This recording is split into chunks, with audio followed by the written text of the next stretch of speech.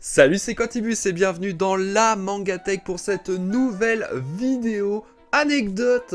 On a déjà quasiment tous fait des conventions dans les grandes villes, des expositions, que ce soit sur du jeu vidéo, des mangas ou plein d'autres choses.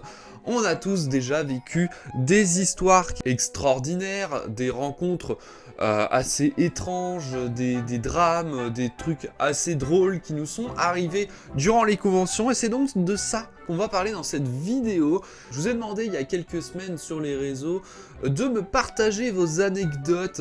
D'ailleurs, c'est toujours possible si vous voulez participer pour peut-être un prochain épisode. Si jamais le concept vous plaît, vous pouvez me raconter toutes vos histoires, que ce soit à l'adresse mail qui s'indique juste ici, ou bien en message privé sur Discord ou sur Twitter. Tous mes réseaux sont en description juste en dessous. N'hésitez pas à aller me raconter vos histoires. Qu'elles soient longues ou courtes, je prends. Sachant qu'il y en a quand même des assez rigolotes, et je vais vous en raconter quelques-unes que vous m'avez partagées. Et d'ailleurs, je vous en remercie. On est parti du coup pour la première anecdote de convention. Allez, la première anecdote, elle est assez courte, c'est celle de Olivier. Voici mon anecdote de convention. J'étais déguisé avec un kimono traditionnel, une perruque et un masque de Tengu. Voilà à quoi ça ressemble globalement. Dans une convention de ma ville, j'ai croisé une collègue de travail et elle m'a prise en photo avec sa sœur. Je n'ai pas osé lui dire que c'était moi, elle ne sait toujours pas qu'il y a une superbe photo de moi dans son téléphone. Ça c'est assez drôle, étant donné que lui seul connaissait cette anecdote à l'époque. Donc je pense qu'il a jamais avoué que c'était lui, ça devait être assez drôle sur le moment, et même après. Merci à toi Olivier de m'avoir envoyé cette histoire, c'est vrai qu'elle est assez rigolote. Allez, anecdote suivante, c'est celle de Mads. À une Japan Expo, j'ai mangé à un simili restaurant dans la Japan Expo de Sushi Maki. D'ailleurs, c'est pas souvent un bon plan parce que les prix sont toujours excessifs, que ce soit dans les Japan Expo ou n'importe où ailleurs. J'ai toujours vu des restaurants qui vendaient des sushis mais à des prix mais exorbitants. Je me suis mis à côté de deux japonais qui, même s'ils étaient un peu réservés, ont accepté la conversation de manière très naturelle. Malgré la barrière de la langue, on a parlé un français basique et un anglais LV5 ou 6 à base de phrases composées de deux mots. Je précise qu'ils étaient deux, un homme, une femme. On a pu parler un peu de la France et du Japon. Il a eu la joie d'avoir commandé un mix de maki et dedans il y avait quoi, entre autres? Du maki de fromage bien sûr.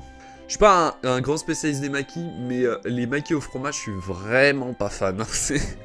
C'est limite un affront. Et je le revois avec son accent japonais dire « ça, pas sushi, ça, pas sushi !» Tu m'étonnes.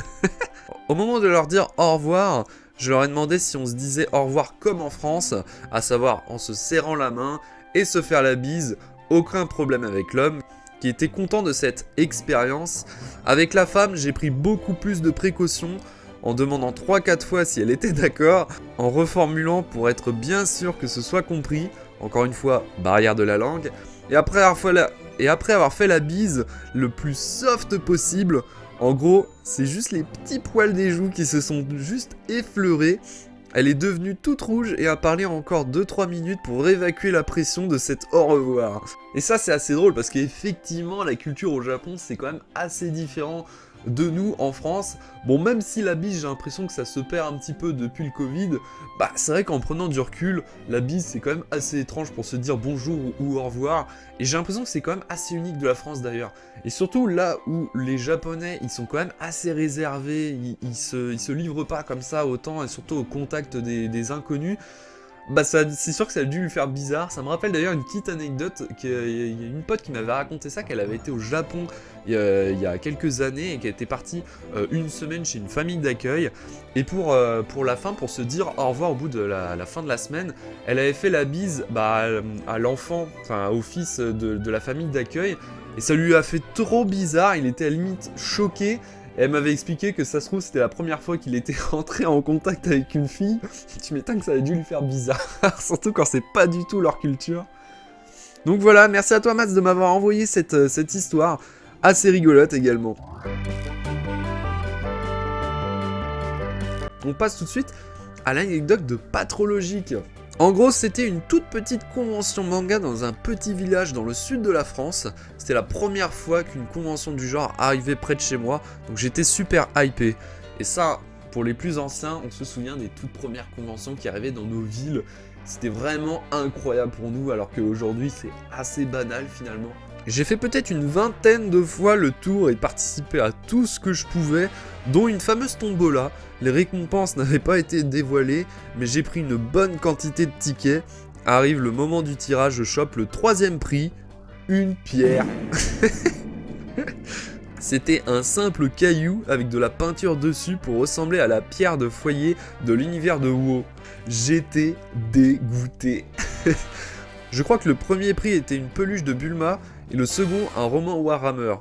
J'ai dû dépenser 20 balles pour un simple caillou et à 16 ans, 20 balles, c'est énorme. J'avoue que là tu t'es bien fait douiller, je vois bien le petit caillou de merde. Après c'était quand même une petite convention, mais quand même quoi, ils ont fait vraiment zéro effort. Peut-être qu'ils ont fait également à l'échelle de la convention, ça devait être vraiment minuscule pour qu'il y ait des lots aussi miteux que ça.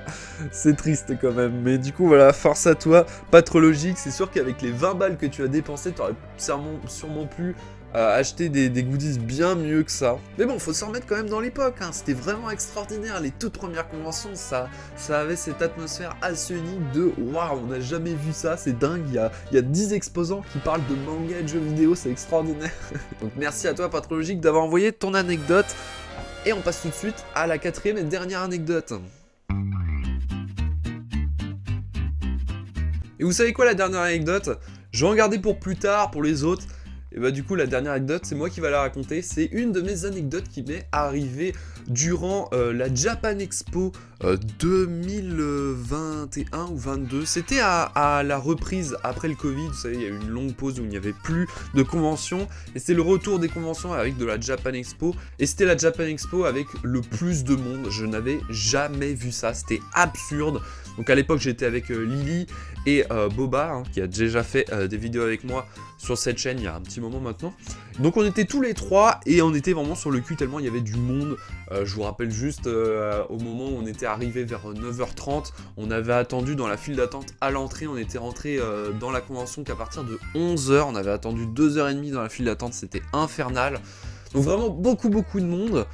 Et bah du coup j'avais envie de filmer ça, parce que j'avais envie de faire un vlog de la convention, c'était le retour de la Japan Expo, c'était quand même assez important, en plus je savais que ça allait intéresser beaucoup de monde sur la chaîne, donc je me suis dit vas-y je vais filmer, sauf que sur le moment j'avais pas encore mon matos et j'avais rien prévu, on était vraiment partis comme des billes le matin, et j'avais pas la caméra avec laquelle je filme, donc je n'avais rien, j'avais juste mon téléphone qui à l'époque était un téléphone un peu pourri, enfin du moins où la caméra était pas terrible. Donc ce que j'ai fait c'est que j'ai demandé à Lily de me prêter son iPhone pour filmer toute la convention et pour faire un vlog avec. Ce qui fait que du coup on passe toute la journée tous les trois à la Japan Expo, on filme tout, enfin je filme tout avec le téléphone, tout se passe super bien, mais il y a vraiment le vrai problème, c'est qu'il y a trop de monde. Il y a trop de monde, il y a des moments, il y a des endroits où ça va, on peut circuler, ça va, mais il y a des endroits où ça fait vraiment amas de monde et c'est vraiment pas possible de circuler. Et je rappelle, hein, pour ceux qui connaissent pas la Japan Expo, c'est vraiment immense, hein, c'est très grand, on a quand même 3 grands halls. Et il y a vraiment des endroits où c'est très blindé, notamment les passages entre les halls. C'est-à-dire qu'entre le hall principal du milieu et le hall de droite où il y a toute la section jeux vidéo, il y a un tout petit passage qui fait vraiment un goulot d'étranglement où il y a la blinde de monde. C'est vraiment blindé. C'est limite comme au métro en fait de Paris. Tu es obligé de circuler comme ça et tu es là en mode excusez-moi, voilà je passe, désolé, pardon, je vous ai marché sur le pied. Un enfer. Clairement c'est un enfer. Et donc on est tous les trois, on essaie de passer dans cette foule de monde où c'est immense. Et là je regarde à ma gauche, je vois Boba, je fais ok. Là je vois à ma droite, je vois personne. Enfin du moins, je vois plus Lily. Et je fais ok, là on a un problème. Là on a un gros problème, on est que tous les deux, on a perdu Lily. Et le pire dans tout ça, je fais bon bah c'est pas grave, je vais l'appeler. Et là je regarde, je fais ah, je suis en train de filmer avec son téléphone. Donc en gros, j'ai paumé Lily et on n'a aucun moyen de la retrouver, sachant que j'ai son téléphone. Et on est vraiment, je rappelle, dans cette masse de monde où c'est impossible de voir aux alentours, parce que vraiment t'es entouré de monde. Et t'avais vraiment, je me souviens, t'avais la scène qui était à côté, la scène de One Piece Red à l'époque, où t'avais les gens qui restaient, ils stagnaient ici en fait. C'est pour ça que ça faisait un amas de monde, parce que les gens ils stagnaient pour chanter et pour regarder l'écran de One Piece Red. Donc là c'est la merde. Là on passe en mode, ok, on arrête la visite et on se focus sur Lily, parce que là ça va pas du tout. On l'a paumé, c'était l'heure de pointe, il devait être genre 16h. On l'a cherché pendant, je pense, allez, une bonne demi-heure. On était en stress total, on était en mode, mais qu'est-ce qu'on va faire? On s'est même pas donné de point de rendez-vous. Ça, c'est important, hein. Faites-le quand vous êtes en groupe, donnez-vous. Genre, au début de la convention, vous dites, si jamais il y en a un qui se perd, on se donne un rendez-vous, on se retrouve sous le torii à l'entrée, par exemple. On l'avait pas fait. Donc là, en l'occurrence, c'était vraiment la merde. On n'avait aucun moyen de se retrouver, on n'avait pas son téléphone. On n'est pas au supermarché où il y a le micro du la petite Lily est perdue et attendue à la caisse. Non, il n'y a pas ça. Donc c'est la merde. Et au bout d'une demi-heure de recherche, on avait quand même eu la chance. Elle nous a enfin vus au loin. Elle est venue vers nous, toute normale. Je fais, bon alors, c'est bon, vous avez fait vos achats? On était en mode, what? Attends, mais on te cherche depuis une demi-heure. Ah non, mais j'étais juste assis sur la marche là-bas parce que j'avais mal aux jambes. Attends, mais on a stressé pendant une demi-heure. On te cherchait partout. T'avais pas ton téléphone. C'était la merde totale. Et toi, tu nous attendais juste sur une marche le temps qu'on fasse nos emplettes. Alors que, bah, pas du tout en fait. On a juste passé une demi-heure à te chercher. Enfin voilà, c'est l'anecdote en mode on a bien stressé. Tout est bien qui finit bien, heureusement, mais la prochaine fois au moins on saura que faudra quand même. Je prendrai déjà ma caméra pour pas lui prendre son téléphone et on se fixera une zone de si jamais on se perd, on se retrouve là. Vraiment, ouais. Vous voyez que cette histoire elle vous a permis d'avoir une petite astuce au cas où si vous arrive la même mésaventure. Et du coup voilà, c'est la fin de cette vidéo, j'espère qu'elle vous aura plu. Si vous avez des anecdotes, parce que je suis certain qu'il vous est arrivé des trucs, même des petits trucs, hein, des petites histoires qui durent pas longtemps, vous pouvez raconter, même si c'est des longues histoires, vous pouvez les raconter également. Vous m'envoyez ça sous les réseaux qui se trouvent juste en dessous, que ce soit la Japan Expo, la Made in Asia, la Paris Games Week, hein, pas obligé que ce soit du manga, mais n'importe quoi, même les petites conventions comme pour Patrologique, racontez-moi tout ça en message privé.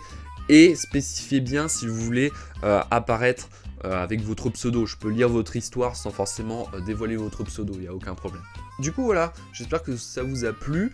Peut-être que c'est le début d'une série, peut-être que ça va vous plaire ou peut-être pas, on sait pas. Peut-être que c'était un épisode sans suite, on verra bien avec la suite. Donc si ça vous a plu, n'hésitez pas à le dire en commentaire ou à lâcher le petit pouce bleu sous la vidéo. N'hésitez pas à vous abonner également, ce n'est pas déjà fait. Et en attendant, bah, on se dit à la prochaine. C'était Quantibus de la Mangatech. Salut!